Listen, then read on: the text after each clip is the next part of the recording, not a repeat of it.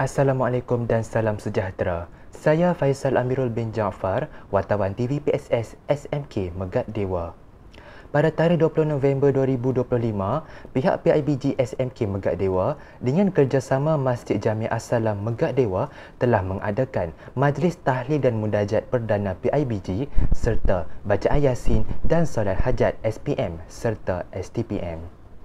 Majlis ini dibuat bertujuan untuk mengambil keredaan dari Allah Subhanahu Wa Taala dalam menghadapi cabaran semasa menduduki SPM dan juga STPM. Majlis ini disambut dengan meriah dan pelbagai juadah yang disediakan oleh pihak masjid. Jom kita lihat bikisan video semasa majlis ini berlangsung di Masjid Jami' As-Salam Megat Dewa.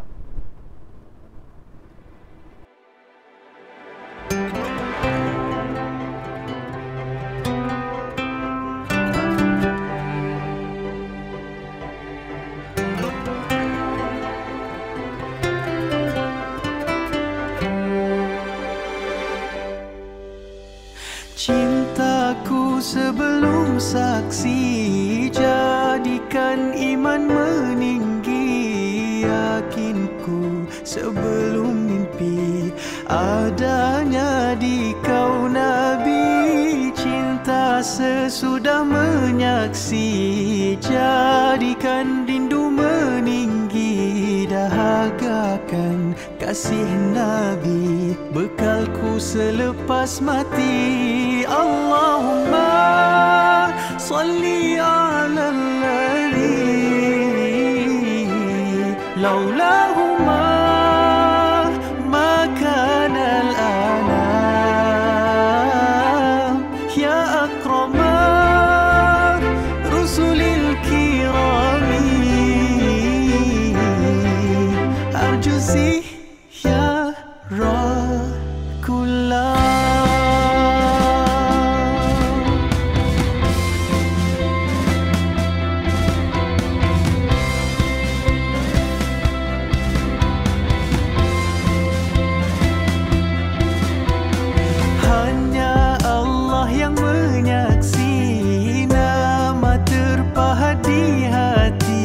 Alhamdulillah, ku memuji di kurnia namamu Nabi. Namamu terus menyinar, hatiku menggeletar saat namamu didengar. Air mata terus memancar. Allahumma salli ala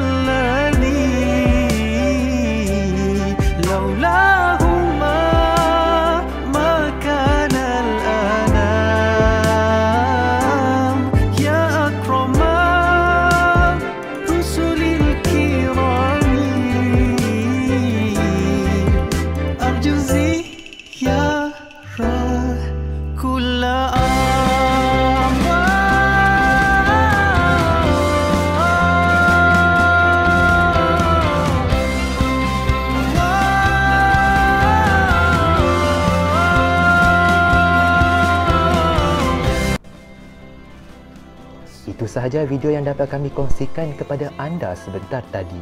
Kami dari tim TV PSS SMK Megat Dewa dan juga warga SMK Megat Dewa ingin mengucapkan selamat menduduki SPM dan juga STPM.